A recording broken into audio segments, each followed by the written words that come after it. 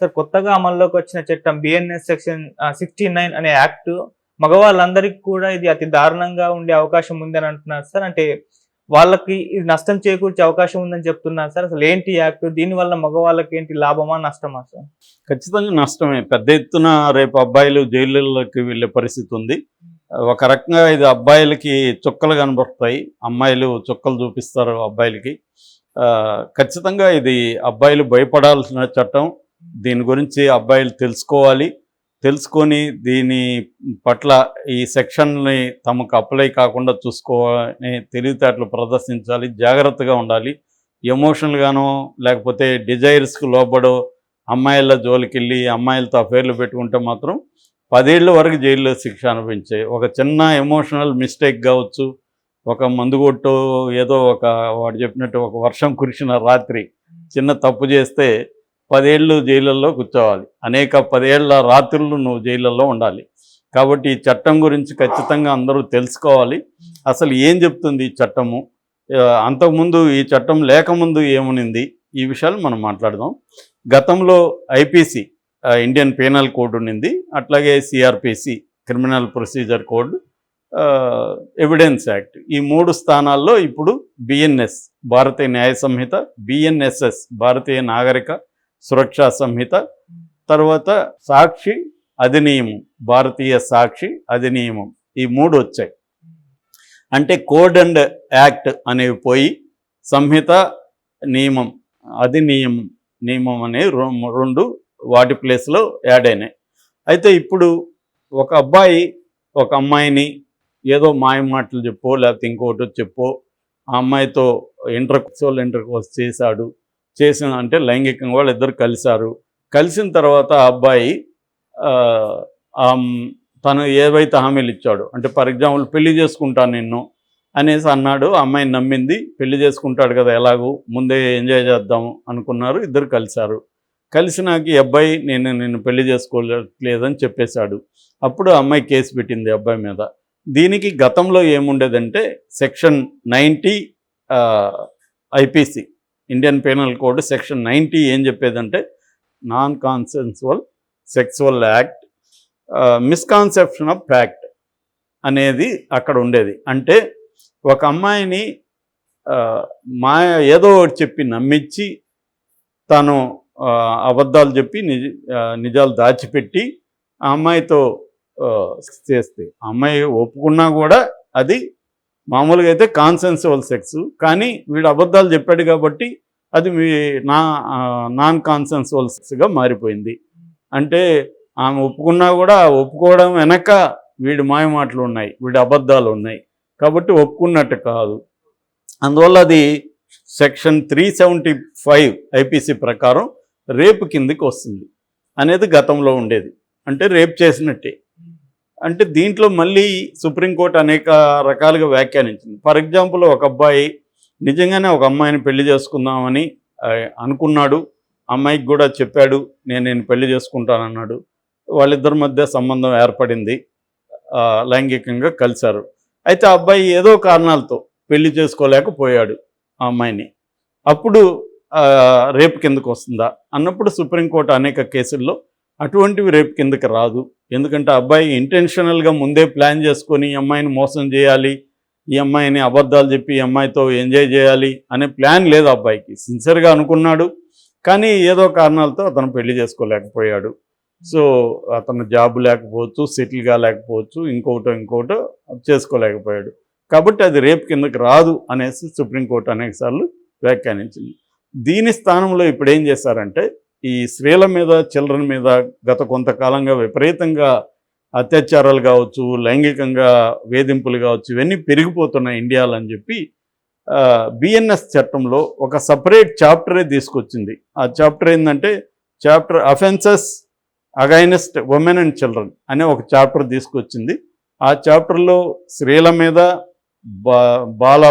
ముఖ్యంగా బాలికల మీద జరిగే నేరాలకు సంబంధించి కఠినంగా వ్యవహరించడానికి కొన్ని సెక్షన్లని తీసుకొచ్చింది. ఇందులో బిఎన్ఎస్ 69 చట్టం అనేది ఇంపార్టెంట్. బిఎన్ఎస్ 69 చట్టం ఏం చెప్తుందంటే ఈ పదం ఈ సెక్షన్ ముఖ్యంగా అబ్బాయిలు ఎవరు మర్చిపోకూడదు. ఇది నైట్ మేర్ అంటామే, పీడకల లాంటిది ఈ చట్టం. ఏమాత్రం ఆదమరిసి ఒక తప్పు చేసినా ఇది పీడకల్లాగా నిన్ను వెంటాడుతుంది, నీ జీవితం నాశనం అయిపోతుంది. ఈ 69 చట్టం ఏం చెప్తుందంటే, ఎవరైనా ఒక అబ్బాయి ఫాల్స్ ప్రామిసెస్ చేసి ఒక అమ్మాయి చేస్తే ఆ అమ్మాయి ఆ ఫాల్స్ ప్రామిసెస్ ఇతను నెరవేర్చలేకపోతే ఆ అమ్మాయి ఇతని మీద కేసు పెడితే ఈ చట్టం ఈ సెక్షన్ కింద 69 BNS కింద 10 ఏళ్ల వరకు జైలు శిక్ష పడే అవకాశం ఉంది, ఫైన్ కూడా పడే అవకాశం ఉంది.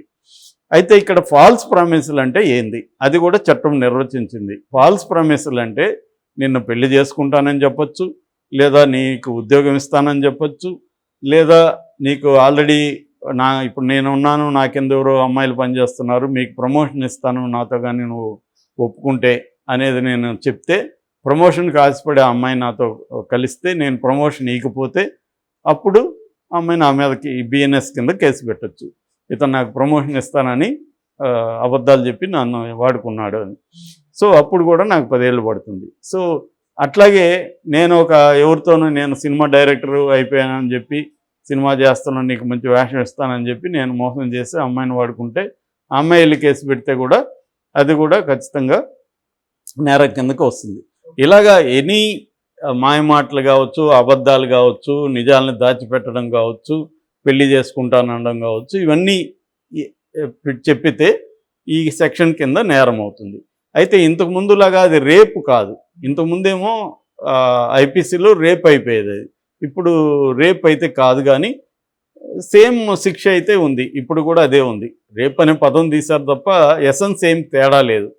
సో ఇక్కడ ఇప్పుడు అనేక సమస్యలు ఉన్నాయనేది లీగల్ ఎక్స్పర్ట్లు, దీంట్లో ఇటువంటి కేసుల్లో తలపండిన వాళ్ళు చాలా వీడియోలు నేను చూశాను, చదివాను కూడా. వాళ్ళందరూ కూడా ఏం చెప్తున్నారంటే, ఇందులో ఒక ప్రాబ్లం ఏంటంటే స్త్రీలందరూ కన్జర్వేటివ్గా ఉంటారు, అంటే ట్రెడిషనల్గా ఉంటారు, అమాయకంగా ఉంటారు అనే ఒక ప్రిజంప్షన్ ఆల్రెడీ ఉంది. అంటే ఇప్పుడు ఒక అబ్బాయి ఒక అమ్మాయితో మాయమాటలు చెప్పడం అంటే ఏంటి, నిన్ను పెళ్లి చేసుకుంటాను అన్నాడు అనుకున్నాం, ఆ అమ్మాయి నమ్మి ఎందుకు ఇతనితో ముందే చేసింది? పెళ్లి చేసుకుంటాడు కదా, పెళ్ళైనాక చేసుకోవచ్చు కదా, పెళ్ళికి ముందే ఎందుకు ఇతనితో ఒప్పుకునింది అంటే అర్థం ఏంటి? ఆ అమ్మాయి అమాయకురాలా? ఆ అమ్మాయి ట్రెడిషనల్గా మోసపోయేదానికి రెడీగా ఉందా ఎవరన్నా ఏమన్నా చెప్తే? అంటే ఆల్రెడీ అమ్మాయిలందరూ అమాయకులని, అబ్బాయిలు మాత్రం మోసగాళ్ళని ఒక ప్రిమైజ్ ఆల్రెడీ దీంట్లో ఉంది. కానీ ఇవాళ సమాజాన్ని, ముఖ్యంగా అర్బన్ సొసైటీని కానీ పరిశీలిస్తే అమ్మాయిలు కూడా చాలా యాక్టివ్గా ఉన్నారు, అమ్మాయిలు కూడా అబ్బాయిల్ని సెడ్యూస్ చేస్తున్నారు. వీడికి ఏమన్నా డబ్బు ఉంది, హోదా ఉందంటే వాడి చుట్టూ తిరుగుతున్నారు, వీడు మంచి కారు ఉంది, డబ్బులు ఉన్నాయి, మనకు బాగా ఖర్చు పెడతాడంటే వాడిని ట్రాప్ చేస్తున్నారు. ఇవన్నీ అనేక కేసులు వస్తున్నాయి. సాక్షాత్తు సుప్రీంకోర్టే చిన్న మైనర్ విషయాల్లో, అంటే పోక్సో అని ఇంకొక చట్టం ఉంది, పోక్సో అంటే protection of children from sexual offences. దీని కింద ఏం జరుగుతున్నాయంటే 18 ఏళ్ల కంటే లోపల ఉన్న అమ్మాయిలు 18 ఏళ్ల కంటే లోపల ఉన్న అబ్బాయిలతో, అంటే 16 ఏళ్ళ అమ్మాయి 17 ఏళ్ళ అబ్బాయిని సెడ్యూస్ చేస్తుంది, సెడ్యూస్ చేసి వాడిని రెచ్చగొడుతుంది, వాడికి మెసేజ్ పెడుతుంది, అన్నీ చేస్తుంది. సో వాడు కూడా రెచ్చిపోతాడు, ఇద్దరి మధ్య సంబంధం ఉంటుంది. ఇది ఎప్పుడైతే తల్లిదండ్రులకు తెలిసినప్పుడు అమ్మాయి ఏం చేస్తుంది, ఏడుస్తుంది, నన్ను వాడు అది చెప్పి ఇది చెప్పి ట్రాప్ చేశాడని చెప్తుంది. తల్లిదండ్రులు ఒకవేళ చెప్పకపోయినా, మేము ఇద్దరం కలిసామని చెప్పినా కూడా తల్లిదండ్రులు ఏం చేస్తారు, వాడి మీదనే కేసు పెట్టేస్తారు. అది పోక్సో కిందకు వచ్చేస్తుంది, ఎందుకంటే మైనర్ అమ్మాయితో అంటే పోక్సో కిందకు వస్తుంది. సో వాడికి భయంకరమైన శిక్షలు పడిపోతాయి. ఇది అందుకని చాలా హైకోర్టులన్నీ కూడా చాలా తీవ్రంగా ఆవేదన వ్యక్తం చేస్తున్నారు. అరే బాబు, 16 ఏళ్ళకి తగ్గించండి అమ్మాయిల వయసుని, సెక్సువల్ వయసు 18 ఏళ్ళు ఉంది, దాన్ని 16కి తగ్గించండి అని అడుగుతుంది గవర్నమెంట్ని. గవర్నమెంట్ ఒప్పుకోవట్లేదు, ఎందుకంటే అమ్మాయిలు ఇవాళ 5వ క్లాస్ 6వ క్లాస్ నుంచే వాళ్ళకి మొత్తం పోర్ను చూస్తున్నారు, ఎక్స్పోజర్ వచ్చేస్తూ ఉంది, విపరీతంగా అబ్బాయిలతో తిరుగుతున్నారు, ఇళ్లల్లో కూడా ఫ్రీడమ్ పెరిగింది అమ్మాయిలకి. సో ఇలాంటప్పుడు అమ్మాయిలు కూడా యాక్టివ్గా ఉంటున్నప్పుడు అబ్బాయిలు మాత్రమే ఎందుకు బలవ్వాలి, వాళ్ళ జీవితాలు ఎందుకు నాశనం అవ్వాలి అని సాక్షాత్తు కోర్టులే వాపోతున్న కండిషన్ ఉంది. ఇప్పుడు BNS 69 వస్తే వీళ్ళు ఫాల్స్ ప్రామిసెస్ అని చెప్పి ఇప్పుడు బ్రేకప్ అనేది నేరం అయిపోతుంది. ఇప్పుడు ఎవరితోనో ఒక అమ్మాయితోనూ ఉంటే నువ్వు బ్రేకప్ చేయకూడదు, ఆ అమ్మాయి బ్రేకప్ చేయొచ్చు, నువ్వు కానీ బ్రేకప్ చేస్తే అమ్మాయి వెళ్ళి కేసు పెట్టేస్తుంది. ఇప్పుడు నీకు ఫాల్స్ ప్రామిసే కాదు, ఇప్పుడు ఒక అమ్మాయిని పెళ్లి చేసుకుందామని సిన్సియర్గా అనుకున్నాడు, ఆ, కుదరలేదు. తర్వాత అమ్మాయితో వీడికి కంపాటబిలిటీ ఉండదు, ఈ అమ్మాయితో మన ఫ్యామిలీలో మా అమ్మని ఈ అమ్మాయి బూతులు తిడుతుంది, మా నాన్నని బూతులు తిడుతుంది, ఈ అమ్మాయిని పెళ్లి చేసుకుంటే రేపు నా ఫ్యామిలీ దూరం అయిపోతుంది అని ఒక అబ్బాయి భావించాడు అనుకో, ఫర్ ఎగ్జాంపుల్ భావించి బ్రేకప్ చేసుకున్నాడు అనుకో, వీడు 10 ఏళ్ళు జైలు శిక్ష అనుభవించాలి. అంటే నువ్వు బ్రేకప్ చేసుకుంటే కూడా 10 ఏళ్ళు జైలు శిక్ష అనుభవించాలి. అంటే దీన్ని బట్టి అబ్బాయిలందరూ నేరస్తుల్లాగా మారిపోతారు, అబ్బాయిలందరినీ నేరస్తులుగా మార్చేసే ఒక క్రమం కనిపిస్తుంది దీంట్లో ఎక్కువ మంది చెప్పేది ఏమంటే 95 to 97% అబ్యూజే జరుగుతుంది. ఎందుకంటే ఆల్రెడీ గతంలో కూడా 375 రేప్ యాక్ట్ కింద ఒక ఢిల్లీ నగరంలోనే 43% ఫాల్స్ రేప్ కేసులు పెట్టారని మహిళా కమిషనే చెప్పింది అక్కడ. అంటే ఎవరితో ఇప్పుడు పక్కింటోడితో నాకు గొడవ వస్తుంది, ఇమీడియట్గా నేను వెళ్ళి మా వైఫ్ని రేప్ అటెంప్ట్ చేశాడని కేసు పెట్టేస్తా అవతలవాడి మీద. సో అది సీరియస్ అవుతుంది. కాబట్టి ఇటువంటి కేసులు భయంకరంగా పెరిగిపోతున్నాయి. Abusing of the act. నిజానికి మహిళల మీద దాడులు, పిల్లల మీద దాడులు అనేవి దేశంలో పెరుగుతున్నాయి. దీనికి సంబంధించి మహిళలకి రక్షణ అవసరం. అట్ ద సేమ్ టైం దీనివల్ల ఇప్పుడు ఈ చట్టం BNS 69 వల్ల ఏమవుతుందంటే అబ్బాయిలందరూ నేరస్తుల్లాగా అయిపోతారు. ఇద్దరు కలిసే ఎంజాయ్ చేస్తారు, అమ్మాయి కూడా ఒప్పుకుంటుంది. అసలు మనం ఏమి ప్రామిస్ చేసుంటారు, అబ్బాయిలు ఏవి ప్రామిస్ చేసుంటారు, సరదాగా ఇద్దరు కలుస్తారు, ఒప్పుకుంటారు. కానీ నువ్వు బ్రేకప్ చేస్తే మాత్రం అమ్మాయికి కాలుతుంది. కాలినప్పుడు నిన్ను బెదిరించవచ్చు. రెండోది, నీ దగ్గర డబ్బులు ఉంటే కూడా నీ మీద నేను ఈ కేసు పెడతానని చెప్పొచ్చు. నాకు నువ్వు డబ్బు లేకపోతే ₹1 కోటి అడుగుతుంది నిన్ను, ₹1 కోటి నువ్వు ఇలేవు, ₹1 కోటి లేకపోతే నిన్ను BNS సెక్షన్ 69 కింద బుక్ చేస్తానని బెదిరించవచ్చు. ఇలాంటివి ఆల్రెడీ అనేక మంది లాయర్లు చెప్తున్నారు కేసులు. అంటే పెళ్లి చేసుకుంటే ఒక సమస్య, పెళ్లి చేసుకుంటే నువ్వు బ్రేకప్ చేయలేవు, పెళ్లి చేసుకోకపోయినా అఫేర్ పెట్టుకున్నా నీకు జైలుకి వెళ్తావు. సో నువ్వేం చేసినా ఒకవేళ ప్రాస్టిట్యూట్ దగ్గరకు పోతే, కాల్గాళ్ళ దగ్గరకు పోతే అది నేరం. సో అబ్బాయి అనేవాడు ఏమి చేసినా నేరమే. సో అన్నీ మూసుకొని సన్యాసం తీసుకోవాలి తప్ప అబ్బాయిలు అమ్మాయిలతో అఫైర్ ఏ రకంగానూ పెట్టుకునేదానికి లేదు అన్నది కనబడుతుంది. రెండోది, ఈ ప్రామిస్ అనేది ఏం చేస్తారు, ఒక్కోసారి ఎమోషనల్గా తీసుకుంటారు. ఒక అమ్మాయితో వీడు విపరీతమైన డిజైర్ ఉంటుంది, ఆ రోజు తాగుంటాడు, వాళ్ళిద్దరు కలుస్తారు, అమ్మాయి ఏదో లేదు అంటుంది, లేదు నేను పెళ్లి చేసుకుందాం, మన ఇద్దరం పెళ్లి చేసుకుందాం అనొచ్చు. లేదు, ఆ అమ్మాయి అబ్బాయి మధ్య కొంత ట్రావెల్ జరిగి, అరే నువ్వు నాకు చాలా బాగా నచ్చావు, మన ఇద్దరం పెళ్లి చేసుకుందామా అని అడగచ్చు అమ్మాయి, సరదాగా చేసుకుందాం అనొచ్చు వీడు. అంతేగాని వీడికి ఏమి అమ్మాయి సీరియస్గా అంటుందని వీడు నమ్మట్లేదు, ఆ అమ్మాయి కూడా నమ్మట్లేదు, సరదాగా ఏదో అనుకున్నారు. కానీ దీన్ని పట్టుకొని ఆ అమ్మాయి కేసు పెట్టచ్చు రేపొద్దున. అంటే ఒక ఎమోషనల్ డిసిషన్ని ఒక రేషనల్, అంటే వీడు అన్నీ ఆలోచించి మోసం చేయాలని ప్లాన్ చేసుకొని ముందే చెప్పినాడని రేపు కేసు పెట్టచ్చు.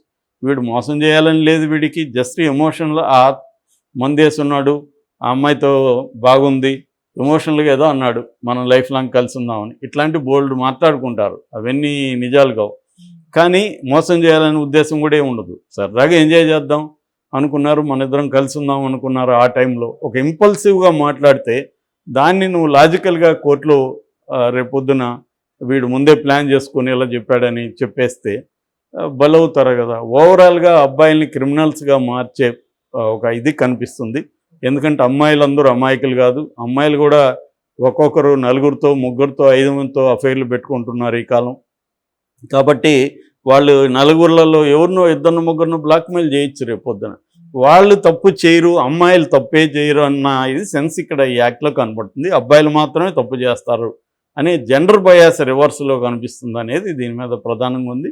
ఏదేమైనా అబ్బాయిలు మాత్రం చాలా జాగ్రత్తగా ఉండాల్సిన అవసరం అయితే ఉంది. సో ఇష్టం వచ్చినట్టుగా నువ్వు నోటికి వచ్చిన అబద్ధాలు చెప్పినావంటే కష్టం, నిజాలు చెప్తా కూడా కష్టమే. ఎందుకంటే నువ్వు నిజాలు చెప్పాను నువ్వు అనుకుంటున్నావు, అమ్మాయి అబద్ధం చెప్పాడని చెప్తుంది, దీన్ని ఎలా ప్రూవ్ చేయాలి? రెండోది, డెఫినేషన్ ఏంటి ఫాల్స్ ప్రామిస్కి? ఫాల్స్ ప్రామిస్ అని డిఫైన్ చేయొచ్చు, కానీ కోర్టులో ఎలా ప్రూవ్ చేస్తావు? కోర్టులో ప్రూవ్ అమ్మాయిలు కూడా చేయలేరు. కానీ ఈ process is the punishment. India legal system, criminal justice system ఏంటంటే చాలా 90% కేసులు ప్రూవ్ కావు, కానీ ప్రాసెస్ ఇస్ ద పనిష్మెంట్. అంటే వీడు జైల్లో ఉండాలి, వీడికి బెయిల్ ఇచ్చేవాళ్ళు లేకపోతే అక్కడ మగ్గాలి, ఈ లోపల నీ ఉద్యోగం పోతుంది, నీ కెరీర్ పోతుంది, మనలాంటి యూట్యూబ్ ఛానల్ అంతా వైరల్ చేస్తాయి వాడి జీవితాన్ని, చేసిన దానివల్ల రేపు అతనికి మంచి సంబంధం రాదు, ఇక రూయిన్ అయిపోతుంది దాన్ని. అంటే ఒక చిన్న మిస్టేకు, ఒక చిన్న ఇంపల్సు, వాడి డిజైరు, అమ్మాయి బాగుంది కదా, సరదాగా ఉన్నాం, తనకు కూడా నచ్చింది కదా అని పెట్టుకుంటే వీడు మాత్రమే శిక్ష అనుభవించాలి, అమ్మాయి హ్యాపీగా ఇంకొకటితో వెళ్ళచ్చు. This is the fact. So అబ్బాయిలు జాగ్రత్తగా లేకపోతే జైలుకి వెళ్తారు.